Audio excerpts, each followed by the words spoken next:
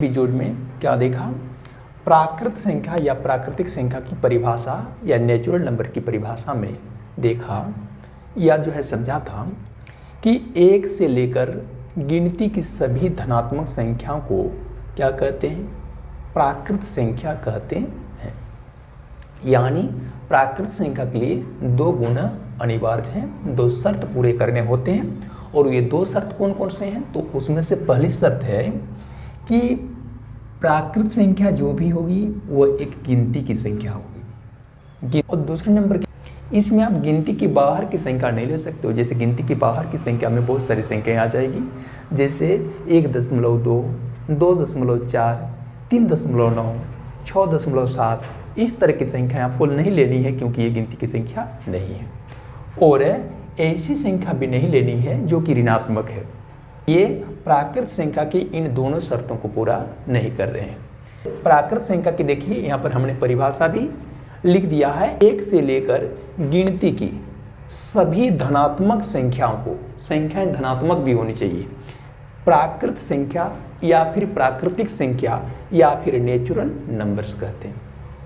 ठीक है, अब जानेंगे ये प्राकृत संख्या या प्राकृतिक संख्या कितने प्रकार की होती है। तो प्राकृत संख्या को यदि हम लोग उनके गुणधर्मों के आधार पर बांटें तो ये जो है इन 5 प्रकार की होती है, जो आप लोग को यहाँ पर दिख रहा है, लिस्टेड किया हुआ है। इन संख्याओं की विशेषताएं एक एक करके हम लोग उदाहरण से डिटेली जानेंगे। ध्यान रखोगे हमारे जितने सारे वीडियोज हैं, सारे वीडियोज में कोई भी चीज़ को जो बताया जाता है वो काफ़ी धीमी रफ्तार से बताया जाता है। कहने का मतलब है हम लोग आहिस्ते आहिस्ते आगे बढ़ते हैं। क्यों?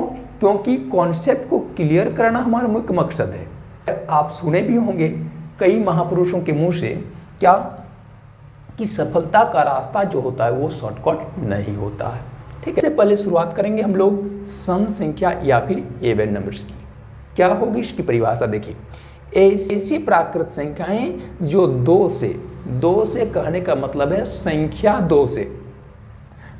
दो से क्या हो, पूर्णतः विभाज्य हो, पूरी विभाजित होनी चाहिए। यानी जो भी संख्या सम संख्या होगी उसको यदि हम संख्या 2 से विभाजित करेंगे तो वह पूरी विभाजित हो जाएगी। शेषफल के रूप में 0 प्राप्त होगा और भागफल के रूप में, याद रखिएगा भागफल भी महत्वपूर्ण है, तो भागफल के रूप में हमें कोई प्राकृत संख्या ही प्राप्त होगी। ठीक, उस प्रकार की संख्या को हम लोग सम संख्या का दर्जा देंगे। जैसे उदाहरण में यहाँ पर हमने कुछ सम संख्या का उदाहरण लिया है। जैसे उदाहरण में संख्या 2, संख्या 4, संख्या 6, संख्या 8, 10, 12 इत्यादि इत्यादि जो प्राकृत संख्याएं हैं वो संख्या 2 से पूर्णतः विभाजित होने के कारण क्या है, सम संख्या है या फिर इवन नंबर से। जैसे उदाहरण के लिए संख्या 4 को ले, संख्या 4 को यदि हम लोग संख्या 2 से विभाजित करेंगे तो क्या यह संख्या पूर्णतः विभाज्य है। तो विभाजन के नियम से आप लोग अच्छी तरह से परिचित होंगे कि 2 के टेबल में या पहाड़े में 2 बार में 4 की राशि प्राप्त होती है और यहाँ हमें शेषफल के रूप में 0 प्राप्त होता है। यानी विभाजन की ये प्रक्रिया समाप्त हो चुकी है, लास्ट हो चुका है। तो इस समापन प्रक्रिया में हमको क्या मिला, शेषफल के रूप में हमें 0 की प्राप्ति हो गई। और भागफल के रूप में देखिए जो राशि प्राप्त हो रही है 2 की राशि, वो किस प्रकार की राशि है, वह आपके नेचुरल नंबर या प्राकृत संख्या की राशि है। तो इस स्थिति में हम कहें क्या 4 की राशि 2 से पूर्णतः विभाजित हुई, और संख्या 4 की राशि जब 2 से पूर्णतः विभाजित हो गई तो उसको हम लोग सम संख्या की श्रेणी में रख दिया। इनसे रिलेटेड कौन सा सवाल पूछा जाएगा, देखिए सम संख्याओं से रिलेटेड सवाल पूछा जाएगा सबसे छोटी मान वाली सम संख्या कौन सी है। तो सबसे छोटी मान वाली सम संख्या में देखिए सम संख्या को हमने शुरू से लिखा है, तो सबसे छोटी मान वाली जो सम संख्या है वो 2 है। ठीक है, सबसे छोटी मान वाली सम संख्या 2 है, क्योंकि 2 से कम मान वाली कोई भी ऐसी प्राकृत संख्या आपको नहीं मिलेगी जो 2 से पूरी विभाजित होती हो। इनसे रिलेटेड दूसरा सवाल क्या बनेगा, सबसे बड़ी मान वाली सम संख्या कौन सी है। प्राकृत संख्या में आप जितना ही आगे बढ़ेंगे आपको बड़ी से बड़ी मान वाली सम संख्याएं मिलती रहेगी। तो सबसे बड़ी मान वाली जो सम संख्या है वह ज्ञात नहीं किया जा सकता है। ठीक है, ये हो गया दूसरा सवाल। अब एक तीसरा सवाल ये भी पूछा जा सकता है, किन्हीं दो क्रमागत सम संख्याओं के बीच में दो क्रमागत शब्द दो शब्दों के मेल से बना क्रम जोड़ आगत।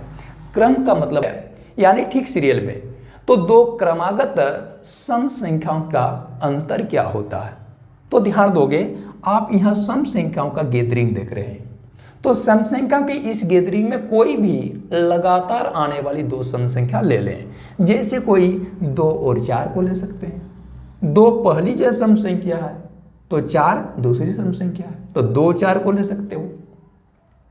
या फिर कोई कहेंगे कि नहीं संख्या 4 और 6 को लेंगे, वो भी ले सकते हो। संख्या यानी तीसरी सम संख्या 6 और पांचवी सम संख्या 10, क्या ये क्रमागत होगी? नहीं होगी, सीरियल वाइज नहीं ना आ रही है। हाँ, तीसरी चौथी हो जाती, चौथी पांचवी हो जाती, कि पांचवी छठी हो जाती तो ये क्रमागत कहलाती, लेकिन ये क्रमागत तो है नहीं। तो छठी और 10वीं को क्रमागत सम संख्या नहीं कहेंगे। तो यहां सवाल ये था दो क्रमागत सम संख्याओं के बीच का अंतर क्या होता है। तो देखिएगा कोई भी तो क्रमागत आने वाली सम संख्या का अंतर कहने का मतलब है डिफरेंस जब आप ज्ञात करेंगे तो वो क्या हो जाएगा। तो आप संख्या 4 में से क्या कर देंगे, संख्या 2 को घटा देंगे, या फिर संख्या 6 में से, है ना, यानी तीसरी सम संख्या के मान में से दूसरी सम संख्या का मान 4 घटा दोगे। हर एक परिस्थिति में देखिए आपको एक ही समान अंतर प्राप्त होगा, एक ही समान डिफरेंस प्राप्त होगा और वो होगा 2। ठीक है, ये हो गया तीसरा पैटर्न का सवाल। कई बार कि ऐसा भी सवाल पूछा जा सकता है, किन्हीं तीन क्रमागत सम संख्याओं का औसत मान ज्ञात करें। प्रथम 3 क्रमागत सम संख्याओं का औसत क्या होगा, एवरेज क्या होगा। तो सबसे पहले आपको तो ये जानना है कि प्रथम 3 सम संख्याएं कौन कौन सी है। तो प्रथम 3 सम संख्या कहने का मतलब है फर्स्ट थ्री इवन नंबर्स। पहली 3 जो है सम संख्याएं कौन कौन सी है, संख्या 2, संख्या 4, संख्या 6। तो उनका औसत क्या है, संख्या 2, 4 और 6 का जो औसत होगा वो कैसे निकलेगा, एवरेज। तो औसत का सूत्र होता है प्रविष्टियों का कुल योग बट्टा प्रविष्टियों की कुल संख्या। प्रविष्टियों का कुल योग मतलब जिन आंकड़ों का आप औसत निकालना चाहते हैं उन सभी आंकड़ों को आपस में जोड़ें और उनका योगफल प्राप्त करें। तो यहाँ पर प्रथम 3 सम संख्याएं कौन कौन सी है, तो 2 है, 4 है और 6 है। इनको हम जोड़ेंगे आपस में, तो प्रविष्टियों का कुल योग बट्टा या वाई क्या हो जाएगा, प्रविष्टियों की कुल संख्या, यानी आपने कितनी संख्याओं को जोड़ा। तो चूंकि हम यहाँ 3 संख्या को जोड़ रहे हैं इसलिए प्रविष्टियों की कुल संख्या कितनी होगी, 3। तो यहाँ इसको 3 से भाग लगाएं, विभाजित करें, तो देखोगे इनका क्या हो जाएगा, जो ऊपर 2 और 4 6, 6 और 6 12 की राशि होगी और 12 को 3 से विभाजित कर दोगे, कितना प्राप्त हो जाएगा, 4। और इस प्रकार से प्रथम 3 सम संख्याओं का जो औसत हो गया वो क्या हो जाएगा, 4 हो जाएगा। विषम संख्या या ओड नंबर्स के बारे में क्या होती है विषम संख्याएं, उनकी क्या विशेषता या गुणधर्म है। तो याद रखिएगा ऐसी प्राकृत संख्याएं, क्योंकि ये प्राकृत संख्या के ही क्या है, प्रकार हैं। तो ऐसी प्राकृत संख्याएं जो संख्या 2 से या कहो तो 2 से पूर्णतः विभाज्य न हो, से क्या कहते हैं, विषम संख्या कहते हैं। जैसे उदाहरण में विषम संख्याएं कौन कौन सी है, तो उदाहरण में हम लोग प्राकृत संख्या की शुरुआत 1 से करते हैं, तो हम 1 से ही संख्याओं पर विचार करेंगे। तो संख्या 1 पर जब हम लोग विचार करेंगे तो संख्या 1 को यदि हम लोग संख्या 2 से विभाजित करेंगे, क्योंकि 2 से विभाजित की बात आई है, तो 2 से विभाजन की प्रक्रिया में 2 का पहाड़ा या टेबल हमें 0 बार गिनना होंगे, तब जाके यहाँ पर 2 शून्य में 0 होगा और शेषफल 1 हो जाए। ऊपर से उतारने जोगी कोई राशि नहीं है, तो ऊपर से उतारने जोगी कोई राशि नहीं है, तो विभाजन की प्रक्रिया यहाँ पर यदि हम लोग समाप्त कर देते हैं, यदि समाप्त कर देते हैं, आगे चाहो तो दशमलव में बढ़ा सकते हो, लेकिन यदि आप यहीं पर इस प्रक्रिया को समाप्त कर देते हो तो क्या मिलता है, ना तो हमें शेषफल 0 प्राप्त होता है, ना तो भागफल के रूप में कोई प्राकृत संख्या प्राप्त होती है। तो उस स्थिति में संख्या 1 को संख्या 2 से पूर्णतः विभाज्य संख्या नहीं मानी जाएगी, जैसे उसको शामिल कर लिया गया विषम संख्या में। वही बात संख्या 3 के साथ है। संख्या 3 को भी आप 2 से विभाजित करके देखें तो वो पूर्णतः विभाज्य नहीं होती, इस वजह से विषम संख्या है। संख्या 5, संख्या 7, संख्या 9, 11, 13 ऐसी जो संख्याएं हैं इत्यादि इत्यादि बहुत सारे उदाहरण हैं। इतने ही आगे बढ़ेंगे प्राकृत संख्या के गैदरिंग में आपको बड़ी से मूल्यवान वाली विषम संख्या मिलती रहेगी। यानी इनसे रिलेटेड सवाल ये पूछे जा सकते हैं, क्या सबसे छोटी मान वाली विषम संख्या कौन सी है? तो आप खुद देख रहे हो, सबसे छोटी मान वाली जो विषम संख्या वो क्या है? 1 है। 1 से छोटी मान वाली कोई विषम संख्या है क्या? नहीं है। ठीक है। और इनसे रिलेटेड दूसरा सवाल, इनसे रिलेटेड दूसरा सवाल हो जाएगा, सबसे बड़ी मान वाली विषम संख्या कौन सी है? तो सबसे बड़ी मान वाली विषम संख्या क्या ज्ञात किया जा सकता है? नहीं। क्यों? क्योंकि प्राकृत संख्या में आप जितना ही आगे बढ़ेंगे आपको बड़ी से बड़ी मान वाली विषम संख्या मिलती रहेगी। ठीक है, इसलिए सबसे बड़ी मान वाली विषम संख्या ज्ञात नहीं हो सकती है। अब तीसरा टाइप का क्वेश्चन क्या हो सकता है? तीसरा टाइप का क्वेश्चन ये हो जाएगा, 2 क्रमागत विषम संख्याओं के बीच का अंतर क्या होता है? ठीक है, जैसे कि अपने 2 क्रमागत सम संख्याओं के अंतर को ज्ञात किया था, ठीक उसी प्रकार से विषम संख्या के साथ भी वो काम करें। तो आप क्या देखेंगे, कोई भी तो क्रमागत जो है विषम संख्याओं के बीच का जो डिफरेंस देखोगे वो एक ही समान प्राप्त होगा और वो होगा संख्या 2 के रूप में। जैसे बार ये ऐसा सवाल पूछा जाता है, किन्हीं 3 क्रमागत विषम संख्याओं का औसत निकालें। कभी किन्हीं 2 क्रमागत विषम संख्याओं का औसत निकालने की प्रक्रिया आप लोग समझ लिए यहाँ पर। अब आप लोग वो सवाल खुद से कर लेंगे। अब चलते हैं प्राकृत संख्या की तीसरी कैटेगरीज यानी अभाज्य संख्याएं या फिर प्राइम नंबर्स के विषय में जानते हैं। क्या है अभाज्य संख्याएं? ऐसी प्राकृत संख्याएं जो एक संख्या 1 और स्वयं मतलब अपने आप को छोड़कर, 1 को छोड़कर और स्वयं अपने आप को छोड़कर किसी अन्य प्राकृत संख्या से विभाजित नहीं होती है। इसका गौर करेंगे, कितनी शर्तें हैं। पहली नंबर की शर्त है तो संख्या प्राकृत होनी चाहिए। दूसरी नंबर की शर्त है कि वो प्राकृत संख्या 1 से पूर्णतः विभाज्य होनी चाहिए और अपने आप से पूर्णतः विभाज्य होनी चाहिए। ठीक है, और किसी अन्य जो है प्राकृत संख्या से विभाजित नहीं होनी चाहिए, माने तो वो संख्या क्या कहलाएगी?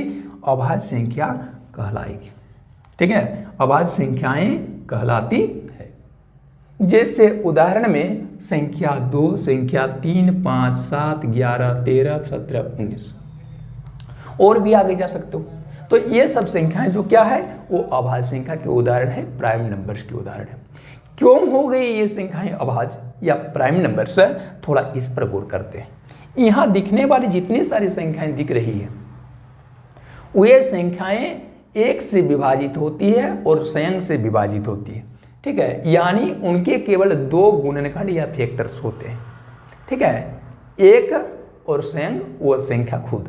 जैसे संख्या 2 की बात करें तो आप मल्टीप्लाइकेशन टेबल से अच्छी तरह से परिचित होंगे। तो बताइए पहाड़ा या टेबल में क्या जानते हो? संख्या 2। बताइए कौन कौन सी संख्या के पहाड़ा में आ सकती है? तो संख्या 1 के पहाड़ा में आ सकती है संख्या 2। 1 के पहाड़ा 2 बार गिन दें तो 2 आ जाएगा, तो संख्या 1 हो गई, इसका 1 गुणनखंड। और संख्या 2 के पहाड़ा में 2 की राशि आती है, तो 2 का पहाड़ा जानते हैं आप सभी, 2 का पहाड़ा 1 बार में 2 हो जाता। तो इस प्रकार से इस संख्या के 2 गुणनखंड हुए, यानी ये संख्या जो 2 है वो 1 से विभाजित होती है और 2 से पूर्णतः विभाजित होती है। बाकी कोई भी ऐसी प्राकृत संख्या नहीं मिलेगी जिनसे संख्या 2 की राशि पूर्णतः विभाजित हो सके। ठीक है, उस प्रकार से संख्या 3 को देंगे तो संख्या 3 जो होगी वो 1 के पहाड़ा में पूरी विभाजित होगी और 3 के पहाड़ा में पूर्णतः विभाजित होगी। किसी अन्य प्राकृत संख्या है क्या जो संख्या 3 को पूरी विभाजित कर सके? आप करके देखें तो ऐसा आपको नहीं मिलने वाला है। उस तो बात हो गई। अब कोई कह देंगे तो संख्या 8 क्या अभाज्य संख्या नहीं है? तो नहीं है। क्यों नहीं है? 8 की राशि अभाज्य नहीं होने का वजह क्या है? तो 8 की राशि जो अभाज्य नहीं हुई उसका कारण ये है, संख्या 8 की जो राशि है वो देखिए 1 के टेबुल या पहाड़ा में भी आती है, 8 बार में 8, 2 के टेबुल या पहाड़ा में भी आती है, 2 4 8, और संख्या 4 के पहाड़ा में भी आती है 8 की राशि, 4 2 8। ठीक है, उस प्रकार से संख्या 8 के पहाड़ा में भी आ जाती है, 8 के 8। ठीक है, तो इस प्रकार से संख्या 8 के कितने गुणनखंड देख रहे हो? 1 2 3 4, यानी संख्या 8 जो है ना वो 1 और संयोग 8 को छोड़कर अन्य दो राशि 2 और 4 से भी पूर्णतः विभाज्य होती है। ठीक है, तो क्या देखें कि ये संख्या 1 और संयोग को छोड़कर अन्य प्राकृत संख्या से भी विभाजित हो रही है। इस वजह से संख्या 8 की राशि को हम अभाज्य संख्या नहीं कर सकते। संख्या 9 की जो राशि है वह 1 से तो पूर्णतः विभाज्य होती ही 9 बार में, 1 9 में 9 है ना। इसके अलावा देखिए संख्या 3 से भी पूर्णतः विभाजित होती है, और 3 तिया 9। ठीक है, और इसके अलावा संख्या 9 से भी पूर्णतः विभाजित होती है, 9 1 के 9। तो क्या देखे, संख्या 9 की राशि वह 1 और संयोग 9 से विभाजित होने के साथ साथ एक अन्य प्राकृत संख्या 3 से भी पूरी विभाजित हो रही है। तो इस वजह से संख्या 9 को हम लोग क्या अभाज्य संख्या या प्राइम नंबर नहीं कर सकते। ऐसी संख्याएं जो 1 और संयोग को छोड़कर अन्य किसी प्राकृत संख्या से पूर्णतः विभाज्य न हो उसे क्या कहते हैं? अभाज्य संख्या कहते हैं। या फिर इसकी अन्य परिभाषा कुछ इस तरह से भी दे सकते हो, है ना। अन्य परिभाषा क्या होगी? इसकी अन्य परिभाषा होगी, है ना, ऐसी प्राकृत संख्याएं जिनके केवल 2 गुणनखंड हों। ठीक है, कितने गुणनखंड होंगे? 2 गुणनखंड होंगे या 2 फैक्टर्स होंगे, क्या कहलाते हैं? अभाज्य संख्याएं कहलाती है। क्या ऐसी जो है प्राकृत संख्याएं जिनके केवल 2 गुणनखंड होंगे, 2 से ज्यादा गुणनखंड नहीं होंगे। ठीक है, तो ऐसी संख्या को अभाज्य संख्या कहेंगे। इनसे रिलेटेड सवाल कौन कौन से बनेंगे? इनसे रिलेटेड सवाल ये बन जाएगा, ठीक है, कि सबसे छोटी मान वाली अभाज्य संख्या कौन सी है? तो सबसे छोटी मान वाली जो अभाज्य संख्या है वो है 2। 2 से छोटी मान वाली कोई अभाज्य संख्या नहीं है। क्यों नहीं है? अब कोई कर देंगे प्राकृत संख्या में तो 1 की राशि भी आती है, तो आप उसको अभाज्य क्यों नहीं कहें?